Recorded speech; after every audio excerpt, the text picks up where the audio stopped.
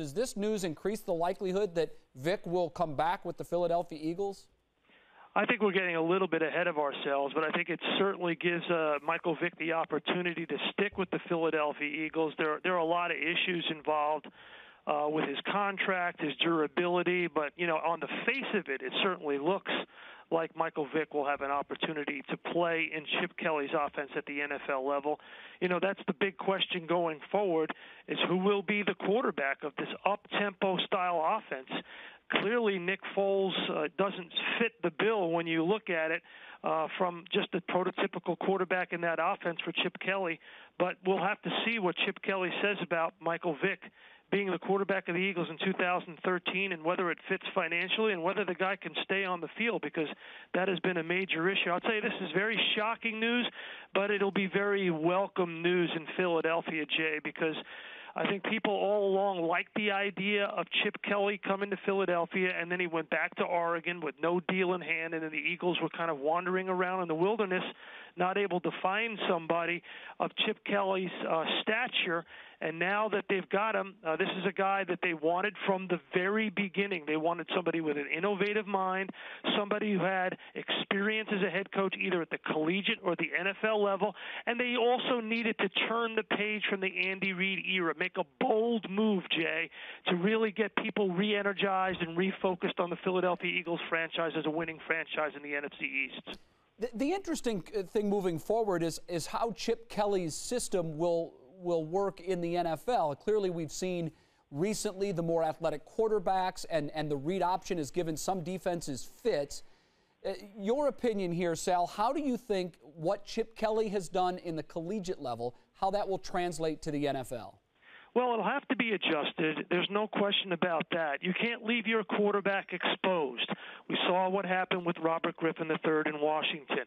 But if you have a guy like Russell Wilson who knows how to get down, get out of bounds, protect his body, you can be successful. So those are the two different aspects of this system. But the most important thing is, you mentioned it, you got to have the right quarterback who knows how to run the system, one. And two, most important, because you're going to be exposed to NFL hits and NFL speed, you got to be able to protect your body.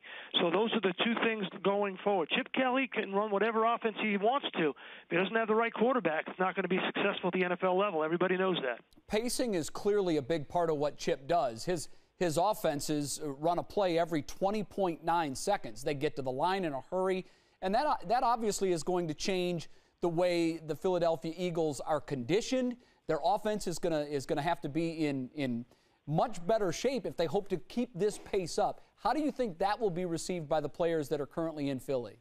Well, I think they'll be very happy to see somebody with a specific plan and a specific idea. And you already have speed on that offense, don't forget. You already have Deshaun Jackson. You already have LaShawn McCoy. You already have Jeremy Maclin. And you look at what Bill Belichick has done to incorporate some of Chip Kelly's ideas up in New England. What do up in New England? They make the defense line up. They make the defense show their hand, and then they adjust at the line of scrimmage. But again, you got to have a guy who can run that. You got to have a trigger man. If you don't have that, it's not going to be successful, Jay. Sal, we heard so much towards the end of Andy's reign in Philadelphia that perhaps his message had become white noise, or it just had lost its punch with the players. You've been around NFL players for years. You get a good sense for how they look at new coaches coming in. Here comes a coach with no NFL experience and some success, although it be just over a 4-year span as a college head coach. How do you think this news will be perceived just on the star power of the name coming in? I think you don't measure it according to the stereotype. I think you measure it according to the man himself. And you've got to let this guy get in front of the locker room, get in front of the meeting room, and deliver his message in his style. And then you can make a determination and a judgment based on that. How do players react to this guy, this coach, Chip Kelly? And it's going to be definitely a sea change. Andy Reid is not that kind of guy. It's going to be a completely new message with a new atmosphere, a new offense. All of that will be hitting these guys square in the chin, and they're going to have to realize, okay, we just got our head coach fired, a guy that we respected. and he went out the door 4-12. Now these are the consequences. Change is going to be something they're going to have to embrace there, and they're going to have to embrace it quickly. It's up to the players to embrace it. But I think if you're just going to bring in a cliche or a general idea that a college coach can't work, then that's not the right assessment. I think you have to look at Chip Kelly and who he is and how he delivers the message.